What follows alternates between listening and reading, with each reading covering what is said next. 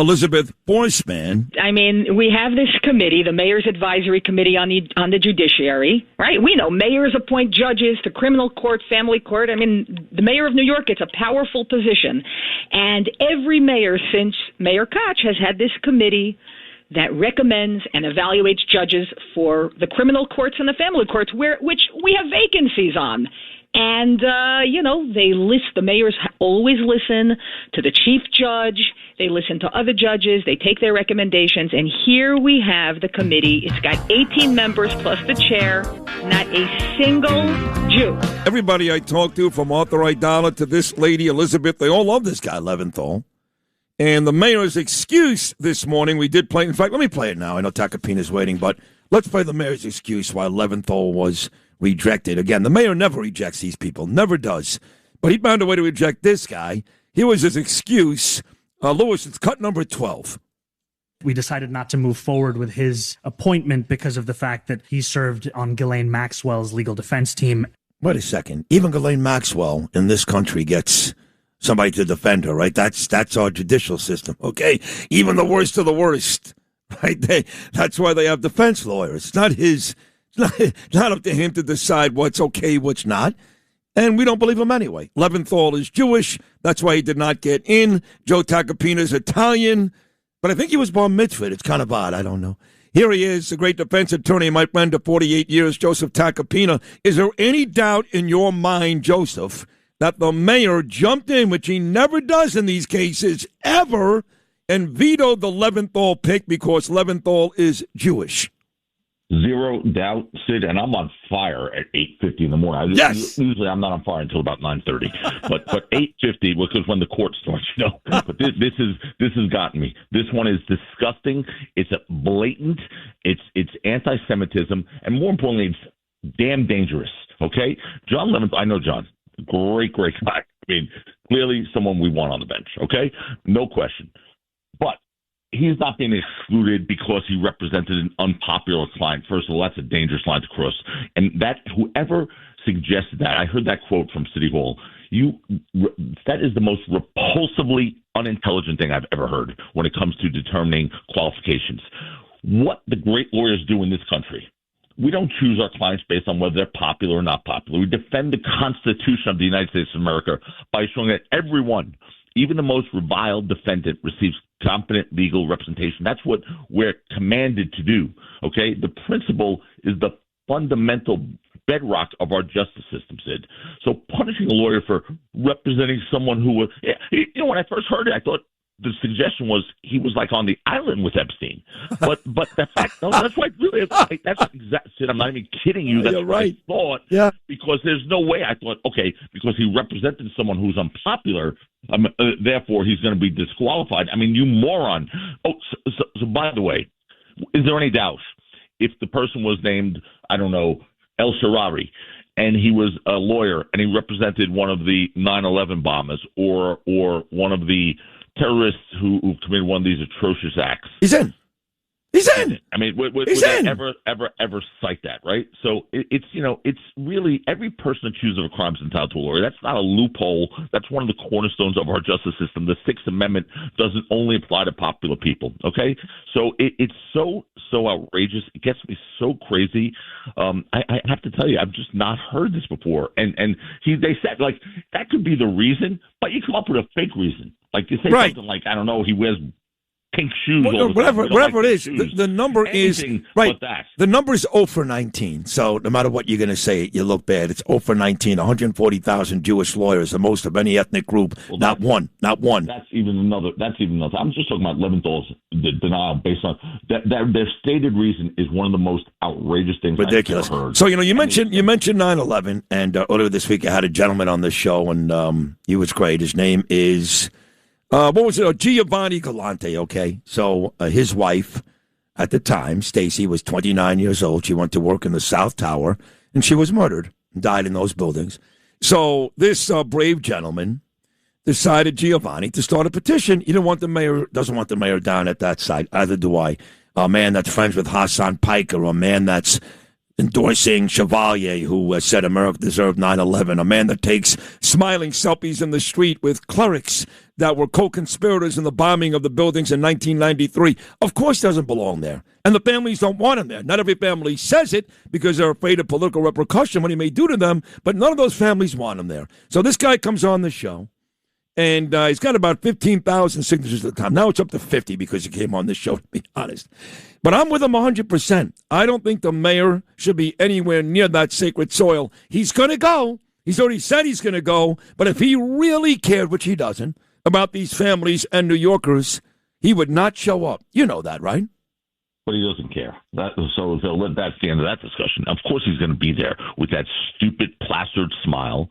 I mean, what you just said, I think it was Hassan Piker. I think that's who you quote, one of his connections, one of his affiliations. Yeah. He's the one who said that we deserved 9/11. The United States of America. By the way, not only did he not say that, he said it on a podcast. You know who his guest was on that podcast who offered zero pushback? Zero? It was Mamdani. No. So Mamdani was on the podcast. Correct. And that was said. He was sitting at a kitchen table with Piker, and Mamdani didn't go, hey, listen, Hassan, come on, stop. That's a bit much. He didn't say a word. A bit much. Yeah, that's more than a bit much. I would knock your teeth through your throat and down to your ankles. I swear to God. If someone said that in front of me, I forget that I'm a lawyer. I'd become a pit viper. Right. And I would just slaughter. You would become that guy that to this day still owns a record for most hockey penalty minutes in the history of college hockey at Skidmore. I would relocate his windpipe in about 1 second. and so I really would, Sid. And it really to hear that. So this piece of garbage is sitting there when one of his buddies, his allies, someone he supports said maybe one of the most disgusting things I've ever heard about our country, about those people who were killed. I have relatives who were killed and friends who were killed. So do you. So do we all. I dial it too. We all do. And it's disgusting that to hear someone say that, okay, and that he sat there and listened to it and didn't say, that's outrageous. That's outrageous. I'll even John McCain, when he was going against Barack Obama and someone questioned Obama's citizenship and what, McCain stepped in and said, no, you don't say that. That's not right and that's not fair.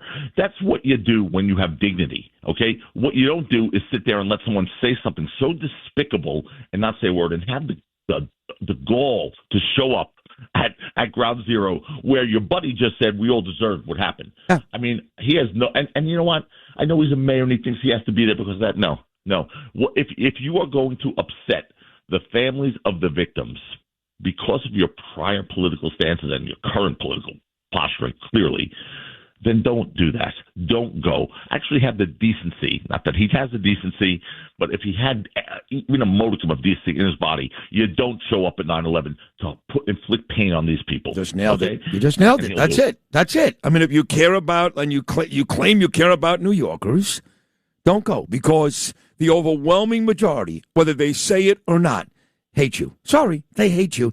Don't go. Let me get the Fauci from yesterday. Let me start with Rand Paul, who was brilliant. I don't like Rand Paul. You got me crazy right away. I know. I'm glad I did. Because, by the way, whoever's got you in court this morning at 9:30, it'll be even better. Whoever your client is, you're welcome. You can thank Sid Rosenberg. You're welcome. I heard Rand Paul say, and I don't like Rand Paul, but I thought he was great yesterday. He was great. He said that next week they're gonna vote, I guess, and look to hold Anthony Fauci in contempt. What does that mean in terms of punitive repercussions? Anything? Yeah, well, let's start with that first. What happens after someone is held in contempt? And I do want to get to the overriding question about his ability to plead the Fifth Amendment, but let's start with contempt. A contempt vote, Sid, isn't the end of the process, right? The matter can be referred for criminal prosecution. Congress can pursue a civil action to enforce compliance, or even in limited circumstances, it can rely on its inherent contempt power through really something that has really been used in modern times. And look, it's not a contempt citation is the beginning of the legal process, right?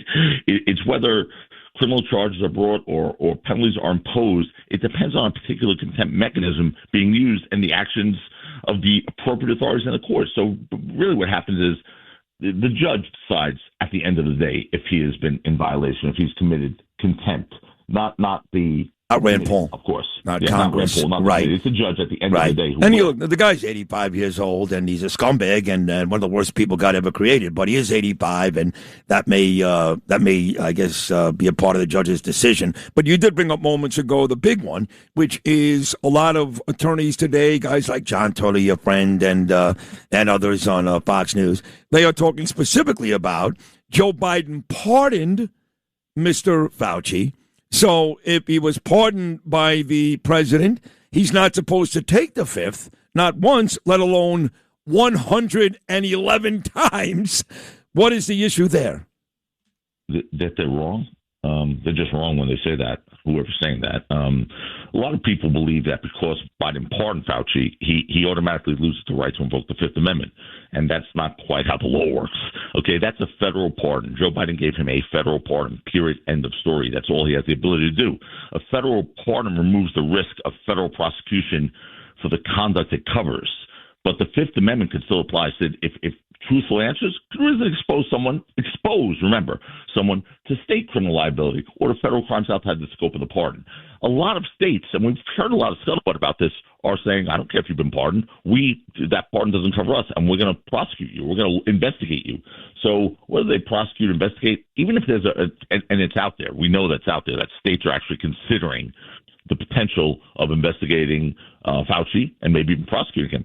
End of story about his ability to take the Fifth Amendment. He has the ability at that point. So it really, there's no, in my opinion, the pardon changes the legal landscape for sure, but it's only conceivably criminal exposure, if there was just federal conduct. Gotcha. And the argument for invoking the Fifth Amendment really is much weaker then, but it's not. Realistically, there's possibility of state prosecutions or prosecution for conduct not covered by the pardon, and then the privilege is definitely still available. So, if Congress challenges the invocation, of course, not the witness, not the committee, not some political, pact, they decide whether the privilege was properly asserted, period.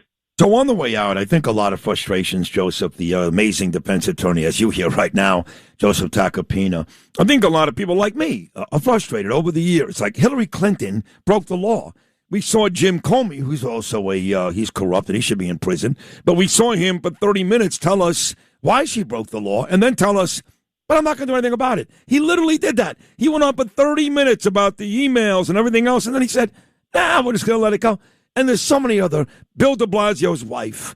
Where's that money? $1 billion just disappeared. So people like me, who've now been doing this in New York for almost 11 years, yelling about these Democrats, always Democrats, doing all these horrible things, and they never, ever, ever face any real repercussion. Republicans have. Paul Manafort went to jail. Michael Flynn went to jail. Peter Navarro went to jail. Steve Bannon went to jail. These Democrats do 10 times worse. There never seems to be any repercussions. And my fear is it'll be the same thing with Fauci because he's 85.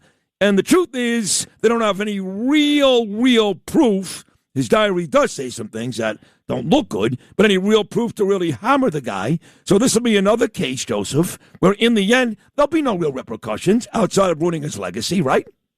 Legacy, well, you said it better than I could just have said it.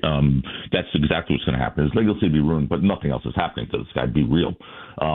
He's going to be permitted or deemed to have appropriately invoking the Fifth Amendment because of exposure in state prosecutions. No question about that. So we have that. So, there's not going to be a contempt proceeding. He took the fifth. That's it. And end the story. But yes, look, what he did is despicable, disgusting.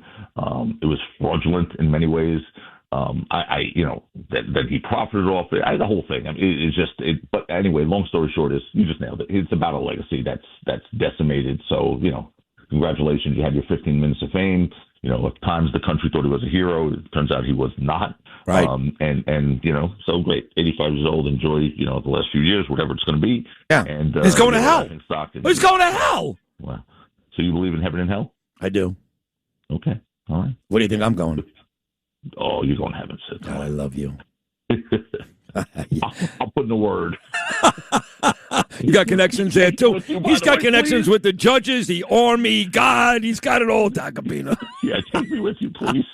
You're coming with me. Don't worry, buddy. You're a wonderful, wonderful guy, and I love you so much. And you were great again just now, as you are everybody, even though today's Thursday. Jojo, I had to put you on because I'm not going to be here tomorrow. That's how much I value this segment. I love you. Great job. Thank you so much. Okay, my brother. Great work. Joseph Tacopina. That was really great, explaining all those legal details about the pardon and obviously about the contempt and all that. Thanks for listening to Sid and Friends in the Morning. You can hear Sid and Friends in the Morning weekday mornings at 6. If you like the podcast, share it with your friends and listen anytime at WABCRadio.com and download the WABC Radio app. Hit that subscribe button on all major podcast platforms. Plus, follow WABC on social on Instagram, TikTok, Facebook, and X. See you next time for a new episode so you never have to wonder. What the heck is going on here?